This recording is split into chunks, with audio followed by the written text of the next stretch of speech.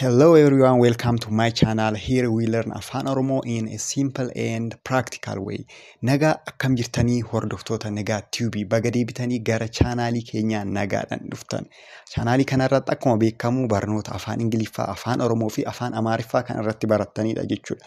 Asirratti illee warroonni afaan Ingiliffaa beekan maal barattanii afaan Oromoo barattu, warroonni afaan Oromoo beektan ammoo afaan Ingiliffaa barattanii jechuudha. So har'a maalidhaa? Baay'ee kan isin barbaachistu afaan Oromoo afaan Ingiliffatiin kan qophooften jechoota isiniif qabadhee dhufee jechuudha. Kanaafiyyuu warroonni haarawaa taatan subscribe gochuun hin irraanfatamu. Viidiyoo immoo like godhaa eegalame. Like godhaatoo eegalaa. Kanaafiyyuu barumsa keenya itti fufnaa. Warroonni immoo jalqabarraa kaatanii dubbisni isin rakkisu afaan Ingiliffaa, afaan Amaariffaa barachuu dandeessanii jechuudha. Inni dubbisuudhaan kallattiidhaan barachuu dandeessan. Imoo, waatsaappii fi teelegiraamaan. Kanaaf amma tokkoffaarraa eegallaa. Tokkoffaan maal jedhaa? Maaltu ta'e? Maaltu ta'e? Jechuu barbaaddan. What happened? What happened? Maaltu ta'e? What happened? What happened? Maaltu ta'e? For Afaan Oromoo learners, maaltu ta'e? What happened? Jennaa jechuudha. Kan itti aanu the next one hin hubanne.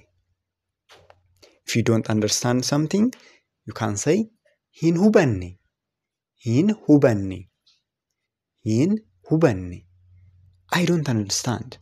I don't understand. I don't understand. Hin hubanne. Hin hubanne. I don't understand. Jechuu dandeenyaa jechuudha. Okay. Kan itti aanu immoo na hubattaa? Do you understand me? Do you understand me? Na hubattee yookaan na hubattaa? Do you understand me? Understand jechuun hubachuu jechuudha. In other way. Understand jechuun maal jechuudha? Hubachuu jechuudha. Okay? Kana qabadhaa. Yoo barreeffattan bareedaa, osoo barreeffattaan waliin deemtanii bareedaa jechuudha. Nu hubattaa? Yookaan na hubattaa? Do you understand me? Do you understand me? Na hubattaa? Jennaa jechuudha. Kan itti aanu ammoo naaf kenni. Naaf kenni. Naaf kenni. Give me. Naaf kenni. Give me.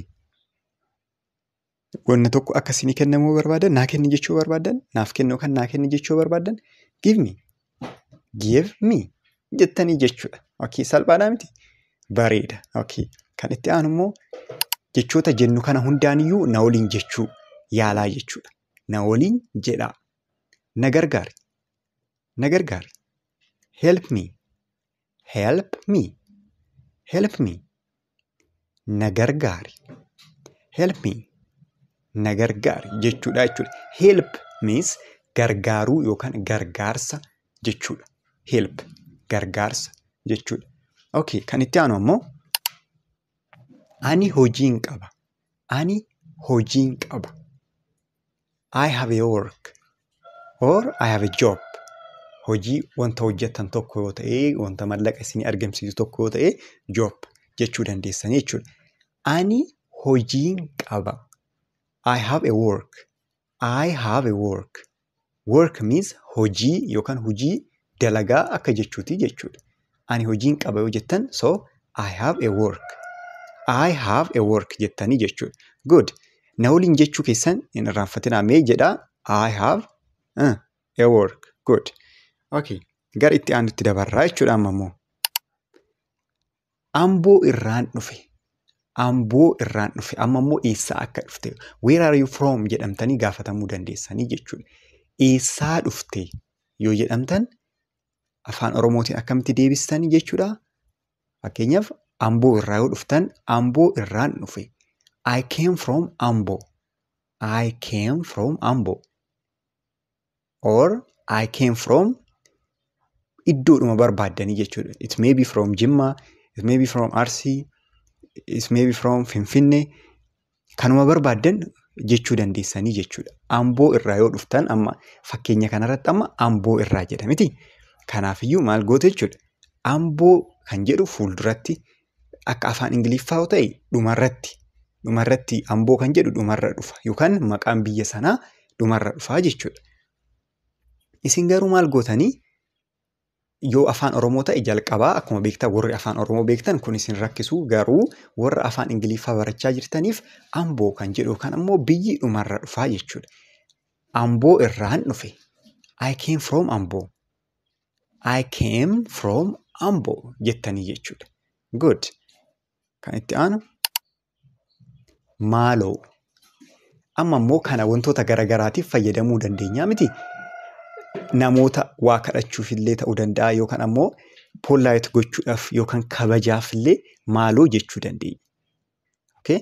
Please yeroo baay'ee afaan Ingiliffaa keessa please yoo jedhamu ni dhageessan jedhee tan yaada. So isa maal jechuudha amma maaloo jechuudha. Maaloo kana naaf kenni. Please give me that. Wantoota akkanaa fakkeenyaaf fudhachuu dandeessan jechuudha. This one is simple I think. So the next one ani konkolaachisaadha.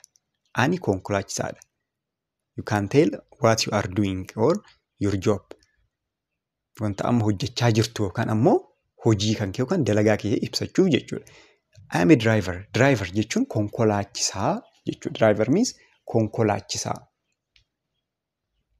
Ani konkolaachisaadha. Ani konkolaachisaadha. Ani konkolaachisaadha. I am a driver. I am a driver. Jettanii jechuudha. Okay, warroonni konkolaachisaa taatan amma what do you do yoo jedhamtan I am a driver jechuu dandeessanii jechuudha. So the next one inni konkolaachisaadha. Inni konkolaachisaadha. Duratti waa'ee keessan ibsaa turtan. It's about you but now about he. He is a driver. He is a driver. Inni konkolaachisaadha. So you are talking about him. He is a driver. Inni konkolaachisaadha. The first one is you are talking about yourself. I am a driver. But this one is he is about him. He is a driver. Inni konkolaachisaadha. Jettanii jechuudha. Kan itti aanu isheen bareedduudha. Isheen bareedduudha. Bareeduma ibsu. She is beautiful. She is beautiful or beautiful. Okay, it's about pronunciation. Isheen bareedduudha. Bareedduudha. Sorry, asirratti D lama gochuu ni dandeessanii. Isheen bareedduudha. She is beautiful. She is beautiful. Okay, beautiful jechuun amma asirratti maalidha? Bareeda jechuudha. Bareedduu keessattuu shamarraniif fayyadamnaa jechuudha kan. Shamarraniif bareeddoo taate maal jennee fayyadamna jechuudha. Beautiful kan jedhu kana fayyadamuu dandeenya jechuudha. Dhiiraaf kan biraaf fayyadamna isa sanittan hima. Inni bareedaadha jechuudha. Asirratti illee sorry yoo barreeffamu editoo godhamu yoo barreeffamu wanti dogongora qaba. Bareedaadha jedha. Bareedaadha jedhaatoo sirreessaa warri afaan Oromoo beektanii. There's a mistake here in spelling. So bareeda inni bareedaadha. Inni bareedaadha. He is handsome. Argitanii dhiiraaf yoo ta'e handsome jennaa jechuudha. He is handsome. Dubaraaf yookaan shamaraaf yoo ta'e maal jennaa? She is beautiful. Amma dhiiraaf he is beautiful hin jennu jechuudha. Handsome jedhama dhiiraaf. Argitanii miti? Inni bareedaadha. Afaan Oromootiin isheenis bareedduudha jechuu dandeessanii innis bareedaadha jechuu dandeessan. Rakkoon qaba. Afaan Ingiliffaatiin garuu dubaraaf yoo ta'e she is beautiful akkasumas dhiiraaf yoo ta'e immoo he is handsome jechuu dandeessanii jechuudha. Okay, bareeda. Kan biraa immoo nama tokko akka jaalattan ibsuuf amma afaan Oromootiin sin jaaladha. Sin jaaladha jettan. I love you. I love you. I love you. Sin jaaladha. Sin jaaladha. I love you. Jechuu dandeessanii jechuudha. Sin jaaladha. I love you. Egaa warroonni dubbisaa jalqabarraa kaastanii barachuu barbaadan afaan Ingiliffaa, afaan Amaariffaa, afaan Oromiffaattis ta'uu danda'a. Akkasumas ammoo barnoota biraatillee ijoollee keessaniifis ta'uu danda'a. Onlaayiniidhaan akka qo'atan kan barbaadan yoo ta'e lakkoofsa kanaan nu dubbisaa. Telegiraama irratti keessattuu osoo nu dubbistanii yeroo baay'ee aktiiviidha. Barnoota kamiiyyuu ta'uu danda'a. Barsiisota hedduu waan qabnuuf onlaayiniidhaan barachuu danda'anii jechuudha. Okay.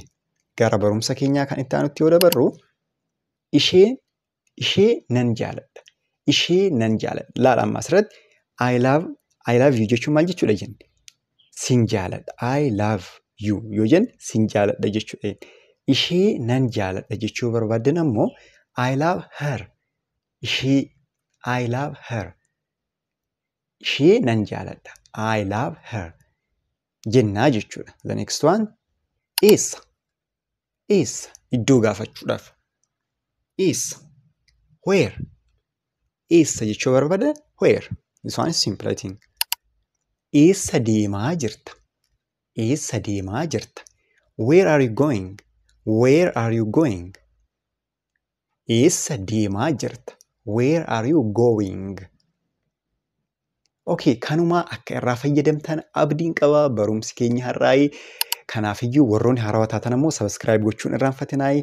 Telegiraama keenyallee join gootaniitoo wantoota garaagaraa yoo achirratti gadhiisaman YouTube illee yoo seenuu baattan linkiiwwan garaagaraallee akkasumas resoursiiwwan garaagaraa achirratti isinii gadhiisna. Onlaayiniidhaan barachuu barbaaddan nu dubbisuu dandeessanii. Ammaaf bakkuma artanitti nagaa nuuf ta'a. Baay'ee isin jaalanna. Bye.